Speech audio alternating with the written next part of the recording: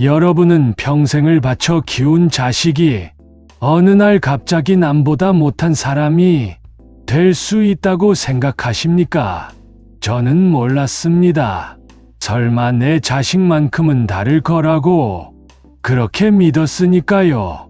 딸 하나, 아들 하나, 35년을 새벽부터 밤까지 일했고 허리가 끊어질 것 같아도 이 두 녀석 때문에 버텼습니다.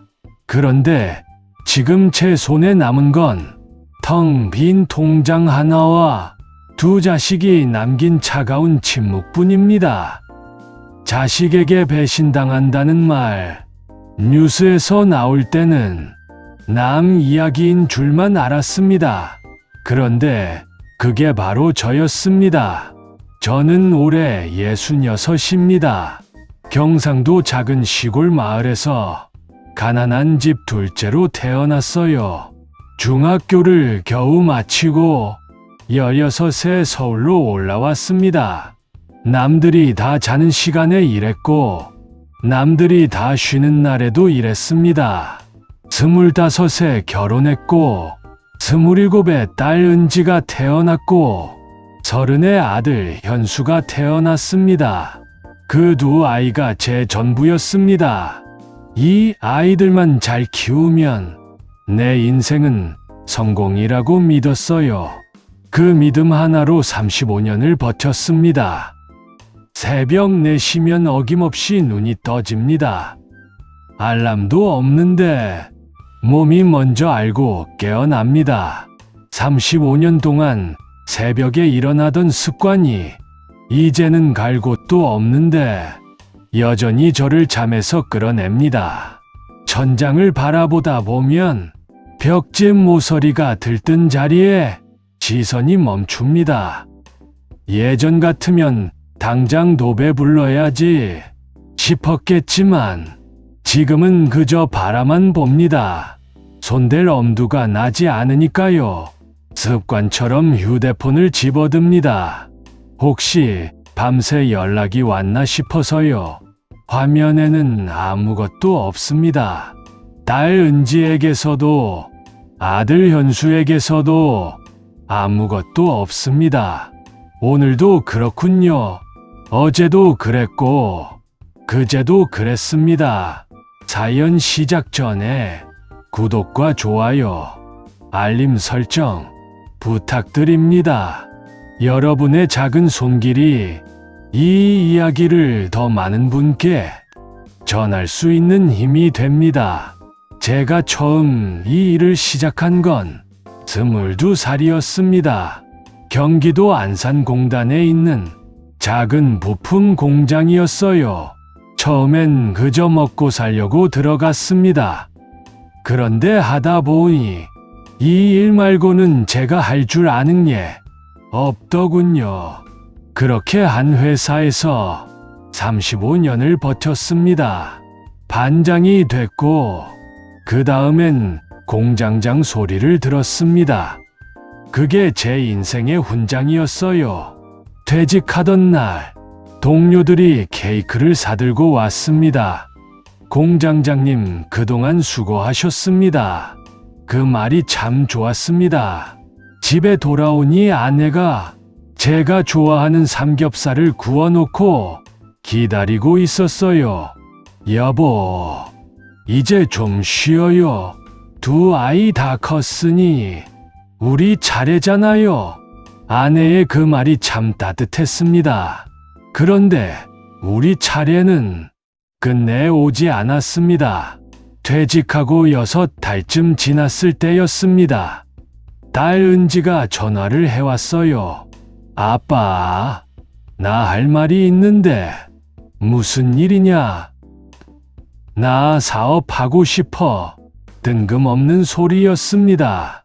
은지는 그때 회사를 다니고 있었거든요. 번듯한 중견기업에 과장 달고 잘 다니고 있었는데 갑자기 사업이라니요. 무슨 사업인데? 카페 하나 열려고요. 자리도 받았어요. 아빠, 나 좀 도와주면 안 돼? 얼마나 필요한데?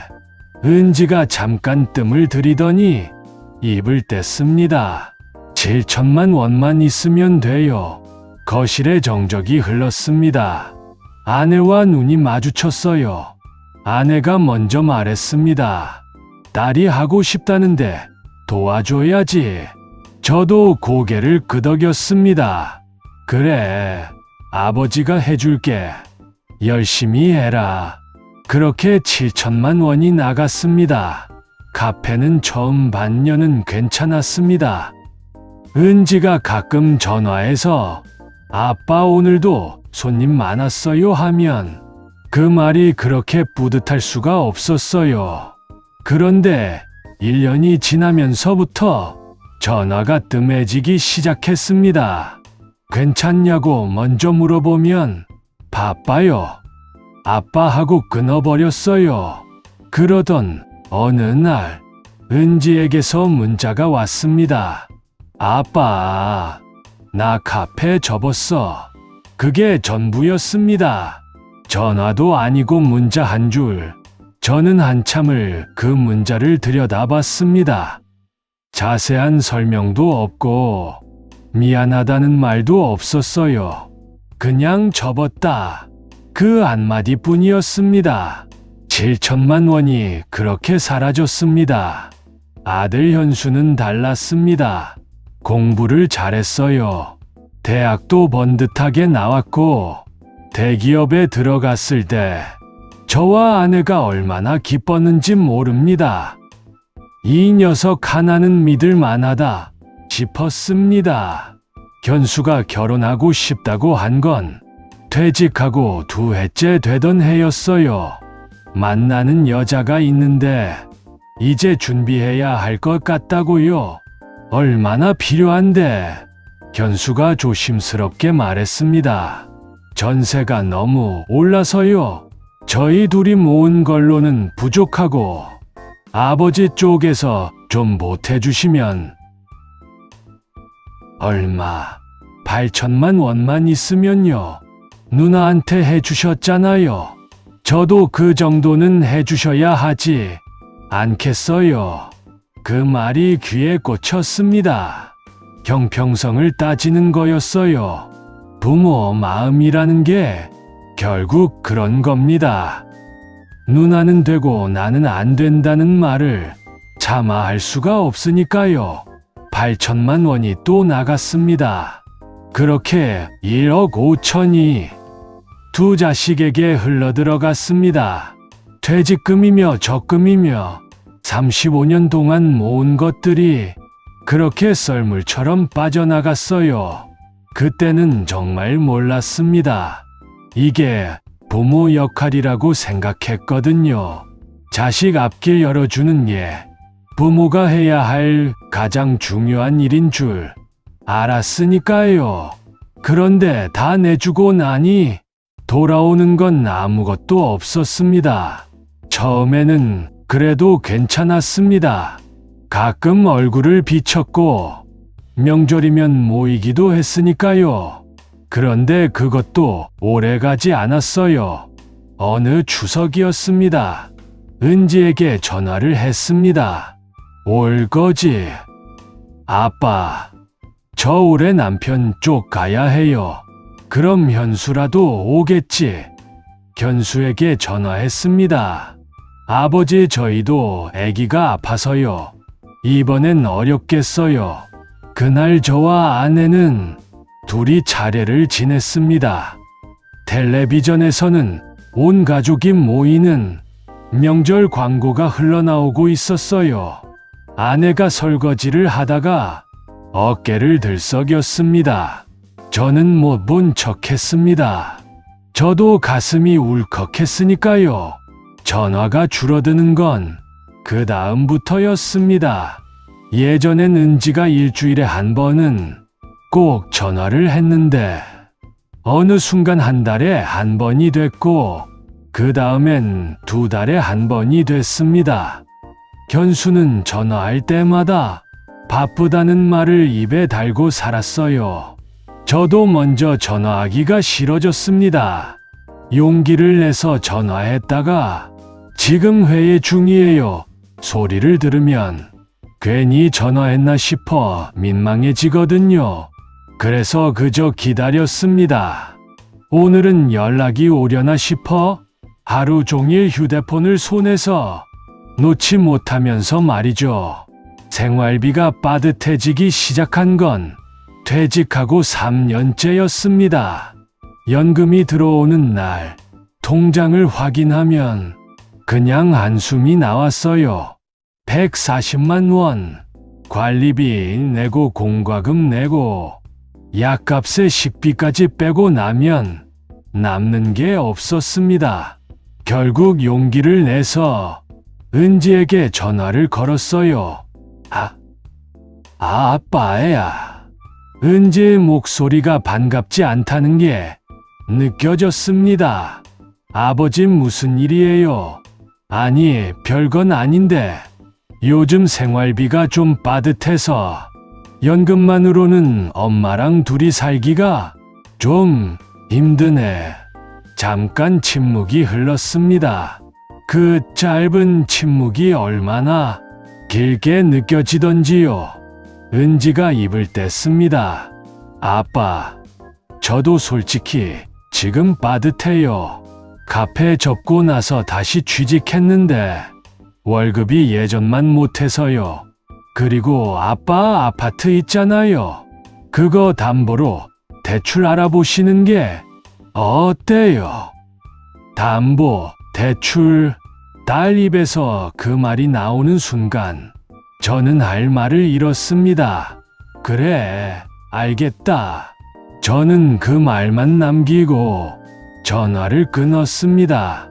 내가 어떻게 키운 자식인데 카페 차린다고 7천을 줬는데 돌아온 말이 담보 대출이었습니다. 견수에게도 한번 운을 떼봤습니다. 기대는 안 했지만 그래도 혹시나 싶었으니까요. 아버지, 저도 요즘 힘들어요. 대출 이자에 애 학원비까지. 저도 죽을 맛이에요. 아버지 아파트 있잖아요. 그거 팔고 작은 데로 옮기시면 돈이 좀 생기지 않아요? 30년 넘게 살아온 이 집을 아무렇지도 않게 팔아치우라는 말을 듣는 순간 정신이 아득해졌습니다. 그날 저는 거실 소파에 아주 오래도록 앉아 있었습니다. 아무것도 하지 않고 그저 가만히 있었어요. 그러다 거실 한편에 있는 낡은 앨범이 눈에 들어왔습니다. 손때 묻은 앨범을 펼치니 어릴 적 사진들이 쏟아져 나왔습니다. 은지 돌잔치 때 사진, 견수 초등학교 입학식 때 사진, 그리고 온 가족이 제주도 여행 갔던 날 활짝 웃고 있는 사진. 그 시절엔 정말 몰랐습니다. 이 아이들이 커서 아버지에게 담보 대출을 권하고 아파트를 팔라는 말을 할 줄은 꿈에도 몰랐습니다. 이제야 깨달았습니다. 자식의 효도에는 분명한 조건이 있었습니다. 부모 손에 뭔가 쥐어져 있을 때만 유효한 것이었어요. 제 손이 비어가는 순간부터 자식들의 발길도 같이 멀어졌습니다. 전화도 얼굴도, 그리고 마지막엔 마음까지 멀어지더군요. 그게 서운하냐고 물으신다면 서운하다 마요. 하지만 이제는 압니다. 서운해봤자 달라지는 건 아무것도 없다는 사실을 말입니다. 자식 잘 키우면 노후는 걱정 없다는 말 철석같이 믿고 살았는데 그건 아마 우리보다 더 윗세대의 이야기였나 봅니다. 지금 세상에서 효도는 부모의 통장 잔고에 비례하는 것이었습니다. 참 쓸쓸하고 아픈 일이지만 이것이 제가 마주한 냉혹한 현실입니다. 돈이 많으니 신기하게도 부부 사이도 달라졌습니다. 직접 돈을 벌고 있을 때는 몰랐습니다. 제가 이 집에서 얼마나 든든한 존재였는지를 말이에요. 아침마다 작업복을 챙겨 입고 현관을 나서면 아내는 늘 배웅을 해줬습니다. 월급날이면 통장을 아내에게 건네주고 아내는 그걸 받아 기분 좋게 살림을 꾸렸지요. 그런데 퇴직하고 나서 아주 조금씩 지갑이 얇아지면서부터 그 질서가 천천히 무너졌습니다. 처음엔 아주 사소한 것부터였어요. 아내가 뭔가를 사고 싶어 할 때 그거 꼭 필요해 하고 한마디 던지면 예전엔 그렇긴 하네요 하고 물러서던 아내가 어느 날부터인가 내가 알아서 할게요 하며 맞받아치더군요. 말투가 달라진 겁니다. 제 말에는 더 이상 무게가 실리지 않았습니다. 어느 날 저녁이었습니다. 반찬 두어 가지 놓인 소박한 밥상 앞에 마주 앉았는데 아내가 밥을 먹다 말고 숟가락을 탁 내려놓더군요. 여보, 나 솔직하게 하나만 물어봐도 돼요? 뭔데? 우리 앞으로 어떻게 살 거예요? 연금 140만 원으로 둘이 사는 게 말이 돼요? 알아. 제 짧은 대답에 아내 목소리가 높아졌습니다. 아는데 왜 아무것도 안 해요? 아이들한테 다 퍼줄 때는 언제요? 지금은 우리가 이게 뭐예요? 저는 그저 묵묵히 밥만 먹었습니다. 대답할 말이 없어서가 아니라 대답하기가 싫었습니다. 그날 밤이었습니다. 아내가 주방에서 설거지를 하다가 혼잣말처럼 중얼거리는 소리가 들렸습니다. 이럴 거면 차라리 나 혼자 사는 게 낫겠다. 저는 그 소리를 분명히 들었습니다. 황혼, 이혼, 뉴스에서나 보던 그 단어가 우리 집 부엌에서 흘러나왔습니다. 저는 아무 말도 하지 못한 채 텔레비전 볼륨을 조금 더 높였습니다. 그게 제가 할 수 있는 전부였으니까요. 그날 이후로 아내와 저는 더 말이 없어졌습니다. 밥 먹자. 약 먹었냐? 그런 꼭 해야 할 말들만 주고받을 뿐이었습니다. 42년을 함께 살아온 사람입니다. 연애 시절부터 치면 무려 45년입니다. 그 긴 세월을 함께 보낸 사람과 한 지붕 아래 살면서도 이렇게 말이 없다는 사실이 때로는 낯선 사람과 사는 것보다 더 외롭게 느껴졌습니다. 가끔 생각합니다. 내가 지금도 돈을 벌고 있었다면 우리 관계가 이랬을까? 아니었을 겁니다. 아이들도 저에게 이러지 않았을 거고 아내도 이혼을 입에 올리지 않았겠지요. 가장의 위신이라는 게 결국은 통장 잔고에서 나오는 것이었습니다. 인정하고 싶지 않았지만 이제는 압니다. 몸도 같이 무너지기 시작했습니다. 퇴직하기 몇 해 전부터 혈압이 높다는 소리를 들었어요. 그때만 해도 별일 아니라고 생각했습니다. 약만 꼬박꼬박 먹으면 된다 싶었죠. 직장 다닐 때는 월급이 들어오니 병원비가 크게 부담스럽지 않았어요. 그런데 퇴직하고 나니 기다렸다는 듯 몸이 여기저기서 신호를 보내기 시작했습니다. 혈압약은 기본이고 무릎이 시큰거려 정형외과를 들락날락해야 했고 눈도 침침해져 안과를 가야 했고 어느 날은 귀에서 소리가 나서 이비인후과를 찾았습니다. 여기저기 한 군데씩 고장이 나기 시작하니 나이 든다는 게 이런 거구나 싶었습니다. 병원마다 나가는 돈이 정말 만만치 않았어요.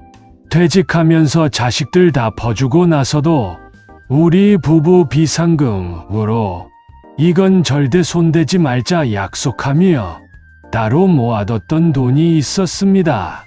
4,500만 원이었어요. 그런데 그 든든했던 돈이 처음 줄어든 건 퇴직하고 넷째 해였어요. 아내가 거실에서 갑자기 어지럽다며 주저앉아 버린 겁니다. 구급차를 불러 응급실에 갔는데 하루 입원을 해야 했습니다. 어쩔 수 없이 비상금에서 꺼냈습니다. 그 다음 해엔 제 무릎 수술, 그 다음 해엔 아내 허리 주사 치료, 매년 한 번씩은 꼭 큰돈 나갈 일이 생겼습니다. 그렇게 조금씩 하지만 확실하게 비상금이 줄어갔습니다. 어느 날 통장을 열어보니 잔액이 고작 420만 원이었습니다. 사기를 당한 것도 아니고 투자에 실패한 것도 아니었습니다. 그저 하루하루 아프고 먹고 버티며 살았을 뿐인데 돈이 이렇게 사라졌습니다. 그 숫자를 보는 순간 손이 덜덜 떨리더군요. 지금 이 글을 쓰는 순간에도 은지에게서도 현수에게서도 연락은 없습니다. 마지막으로 목소리를 들은 게 2달 전이었어요. 견수가 짧게 전화를 했습니다. 아버지 잘 계시죠? 그래, 잘 있다. 네, 저 바빠서요. 끊을게요. 그게 전부였습니다. 35년을 새벽부터 밤까지 일해서 1억 5천을 쥐어준 자식들의 안부 전화가 고작 그것이었습니다. 그런데 이상한 일이 하나 있었습니다. 아파트를 팔기로 결심하고 부동산에 내놓은 날이었어요. 그 이야기가 어떻게 됐는지 은지에게서 전화가 왔습니다. 아빠, 집 판다는 게 사실이에요. 그래. 왜요? 갑자기 은지 목소리에 당황한 기색이 역력했습니다. 그러게 왜일까? 아빠 혹시 그 돈 어떻게 하려고요? 그 말을 듣는 순간 저는 피식 웃음이 나왔습니다. 2달 만에 온 전화의 첫 마디가 그것이었습니다. 아빠가 잘 쓸 거야. 그리고 전화를 끊었습니다. 며칠 뒤 현수도 연락이 왔습니다. 아버지, 이사하신다고요? 도움 필요하시면 말씀하세요. 제가 이사 날 갈게요. 이사 날 오겠다는 현수의 말이 참 묘하게 들리더군요. 2달 동안 연락 한 번 없다가 집 판다는 말에 일제히 살아난 두 자식. 씁쓸했습니다. 참 씁쓸하게 웃었습니다. 결국 아파트를 팔았습니다. 30년 넘게 살던 집이었어요. 이삿짐을 다 빼고 나서 텅 빈 거실에 잠깐 서 있었습니다. 은지가 아장아장 걸어 다니던 거실, 현수가 소리 지르며 뛰어놀던 거실, 그리고 아내가 처음 이 집에 들어오면서 손을 치며 드디어 내 집이다 하고 좋아하던 그 거실. 멍하니 그 공간을 바라보다가 조용히 문을 닫고 나왔습니다. 울지는 않았습니다.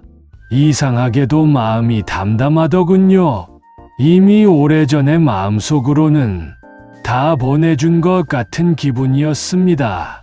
우리는 작은 빌라 전세로 옮겼습니다. 방 2개에 거실 하나, 예전 집의 절반도 안 되는 크기였지요.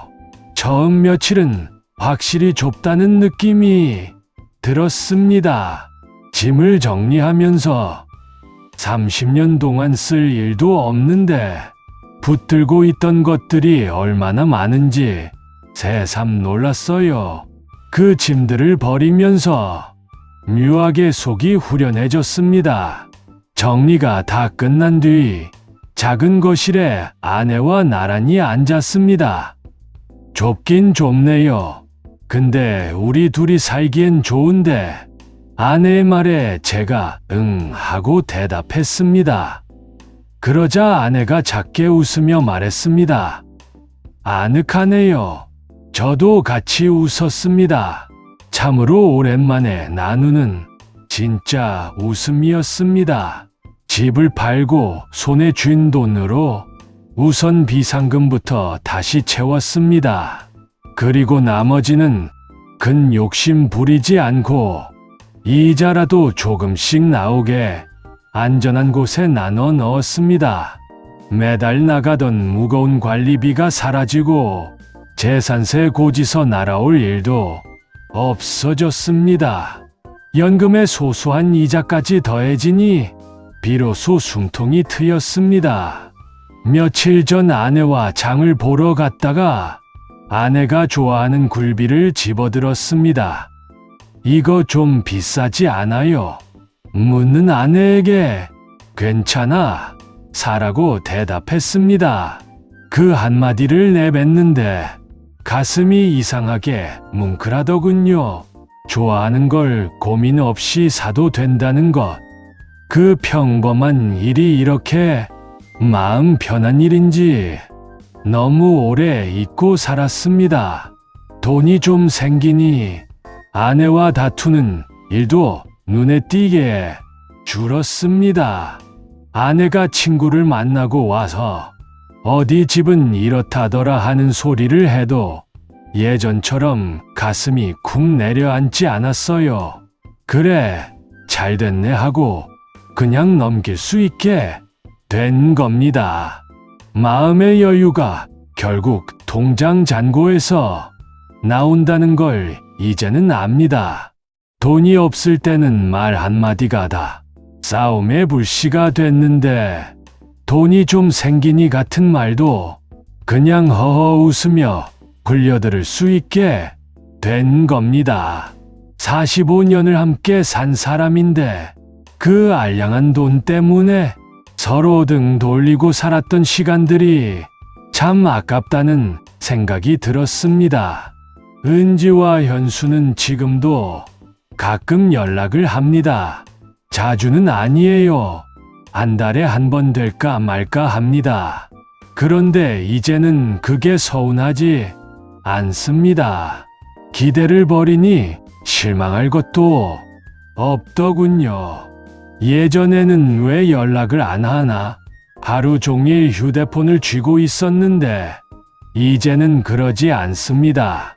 그 아이들 그냥 자기 삶을 살고 있는 거고 나는 나대로 살면 되는 거구나 싶어졌거든요.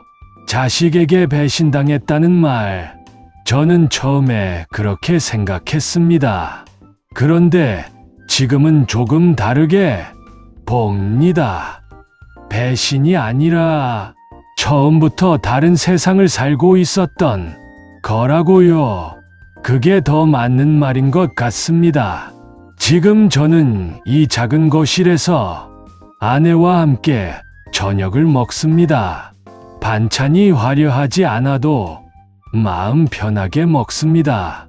가끔 아내가 좋아하는 드라마를 같이 봅니다. 재미는 없어도 그냥 옆에 앉아 있습니다. 아내가 웃으면 저도 따라 웃습니다. 그게 전부입니다. 대단한 노후는 아니지만 이게 진짜 평온이구나 싶습니다. 돌아보면 제가 너무 많은 것에 매달려 살았습니다. 자식들이 잘 될 거라는 맹목적인 믿음, 다 퍼져도 돌아올 거라는 헛된 기대, 그것들이 다 틀렸다는 건 아닙니다.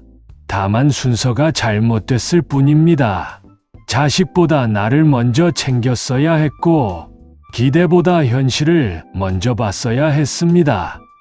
그리고 비상금만큼은 무슨 일이 있어도 지켰어야 했습니다. 자식한테 다 퍼주고 싶은 마음이 굴뚝 같으시겠지만 그 마음에 딱 반만 쓰세요. 나머지 반은 오로지 나를 위해 남겨두세요. 그게 노후를 지키는 가장 확실한 방법입니다. 자식도 친구도 심지어 배우자조차 제 노후를 대신 살아주지 못합니다. 결국 제가 준비한 만큼만 제가 살 수 있는 법입니다. 오늘도 새벽에 눈이 떠졌습니다. 습관처럼 은행 앱을 열어보지만 예전처럼 손이 떨리지 않습니다. 숫자를 보고 가슴이 서늘해지지도 않습니다. 큰 숫자는 아니지만 그래도 오롯이 내 숫자고 내가 지켜낸 내 돈이니까요. 창밖에 해가 뜨고 있습니다.